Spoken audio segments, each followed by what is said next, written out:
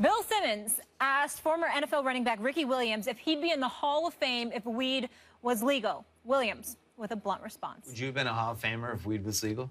For sure. No doubt about it. For sure? For sure. Yeah. How come? Well, I think, one, because I look at the amount of stress and things that distracted me from playing football surrounding cannabis. You know, and I look at the first half of my career when it was pretty much a secret. No one knew that I used, and I could do it, you know, as I wished. And in the last part of my career, I think I would have started. I would have had more touches. And I think as it is right now, 11 seasons, over 10,000 yards. Ricky Williams' full interview is available on HBO Go. Stephen A., bottom line. Nope. No? Go to Max. I want to hear what Max has to say about this one. Okay. Go ahead. What's the Max, question? should the NFL test for weed? No, I said this from my first show on First Take. Of course not. It's the ultimate hypocrisy that a league that is in bed with alcohol companies, I mean, they advertise beer during NFL games, right? Says, here, drink this. Alcohol, in all the studies, certainly societally, but even individually, is comparable to marijuana, but in fact has a greater negative impact on individuals and certainly societal impact than marijuana. If alcohol is the standard, then even legally, period, marijuana should be legal. But certainly the NFL, who chooses to test for marijuana, shouldn't be testing for it if they're taking money from alcohol companies. Don't tell me, like, one's legal and one's not illegal. Prohibition lifted on alcohol, and for various political reasons, it never lifted on marijuana. It was based on essentially lies and doctored pseudoscience. The fact that marijuana is a Schedule I drug, which means it's like the equivalent of heroin, the definition is that there's a Schedule I drug, high chance for addiction, which is compared to real Schedule I drugs, simply not the case for marijuana. In fact, more the case for alcohol. And no accepted medical use because it hasn't been accepted by everyone, I suppose. That language gives them some wiggle room. But it's nonsense. Now, in terms of Ricky Williams, Stephen A., I understand why someone would say, it was my first reaction when it was going on, too, like, dude, you're willing to give up your career, a Hall of Fame career, by the way. I agree with him, because you look at Thurman Thomas, Tony Dorsett, Marcus Allen, Marshall Faulk, O.J. Simpson, all in the Hall of Fame, all with fewer yards than Ricky Williams and in his first 5 seasons. And Ricky Williams, after that, started getting those weed suspensions. So I think he actually has a pretty good case. But if you say to yourself, as I did originally, hey, Ricky Williams, and I've said this is the irony of testing for weed in the NFL. It actually does catch the people with problems who happen to be addicted. Even if it's not considered a really addictive drug, if you can't stop using and you jeopardize your financial future and your career and everything you worked so hard for, it actually does indicate a problem, right? Except the more you think about it this way. You've already made some money. You've been in the league for a while. Oh, so Ricky Williams would rather smoke weed than play football. That, on its face, sounds ridiculous. But what if I said Ricky Williams would rather have a beer than get punched in the face? Who wouldn't rather have a beer than get punched in the face? Because that's the rough equivalent of smoking weed or playing football. After you've already made some money, football is bad for you. It's not something there are parts of it that are fun, but it requires incredible discipline and physical sacrifice and pain. If you said to someone, would you rather have a beer or get punched in the face, they'd all tell you, give me the beer. Is this a trick question? But if you say, would you rather smoke weed or play football? Are you kidding? Football, of course. I don't see the difference. Max Kellerman.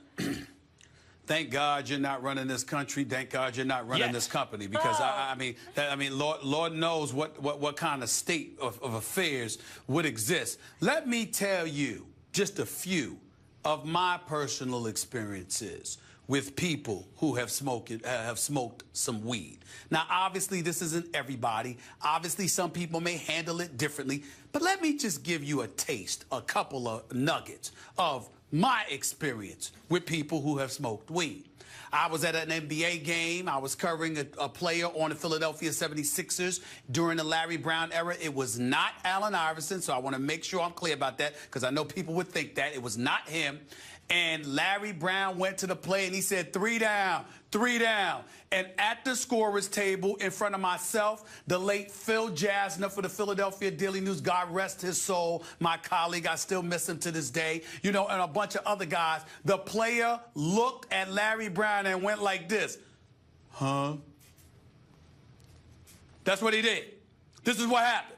You see people, family members, for example, not my immediate family members, but family members, nevertheless, as the late Bernie Mac would say, we all got, you know, screwed up people in our family. Don't act like some of your members ain't messed up too. Okay, I have family members that will puff and pass, whatever the case may be. You understand?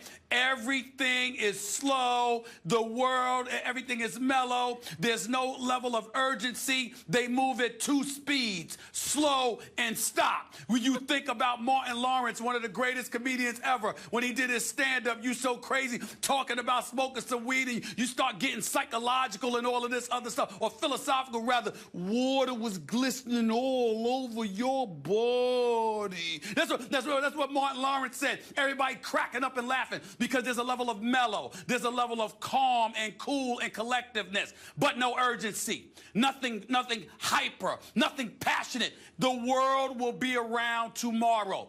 That's my experience in all my years of watching people. If that's the case, that'll show up on the field. If they can still ball, who cares? Let me finish. Of watching people who smoke weed. So now we come to the big point of what I'm saying with the NFL. You're sitting there and saying, don't test them. I'm like, wait a minute. If this in any way is deemed something that I believe as the NFL could compromise my product, what's the harm in me saying, no, you can't do that? You can't discipline yourself enough to not do it during 6 months of an NFL season? You really, they keep catching stars, Stephen. Stephen A., they keep catching stars. These guys are playing well. They can't hear both of us, bro. What are you saying? They should throw aside rules. They should just get rid of them, eradicate them, because the NFL players can't control. If you are one of the 1,600-plus NFL players, I want you to listen right now to what Max Kellerman and others are saying about y'all.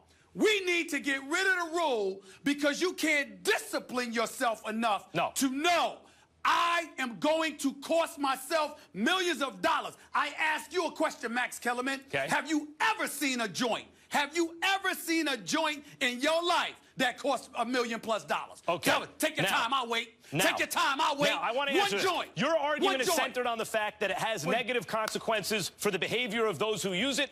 Of course, there's some negative consequences to it. Mark Kleiman, the professor who at UCLA, and now I believe NYU, has studied this extensively and talks about how much like alcohol, most of alcohol sales are concentrated in a relatively few alcoholics. The same thing will happen with marijuana if you legalize it. There are negative consequences naturally, but your argument is it'll make them worse players in certain respects. Okay, but that'll show up on the field. And if they're not worse players on the field, why are you testing them in the first place? It doesn't make that'll show up in performance. Because Max, because it's easier to hide. If I'm drinking brew, if I'm drinking a Budweiser Heineken or something like that, okay, particularly if I'm inebriated, that's something that's going to come across relatively obvious. In the case of weed, they want to test for it because obviously there are mechanisms in place where you could disguise that a bit more easily. I'm not an expert in this, but these are the kind of things that I've been told. So if you can still play, you're arguing it decreases performance. If your performance is still good enough that you're a star, that you're getting paid, so it decreased it, so what? You're still better than most. I'm saying to you, I'm not debating the issue of alcohol versus weed. As far as I'm concerned, you can get rid of both of them for all I care. Well, but don't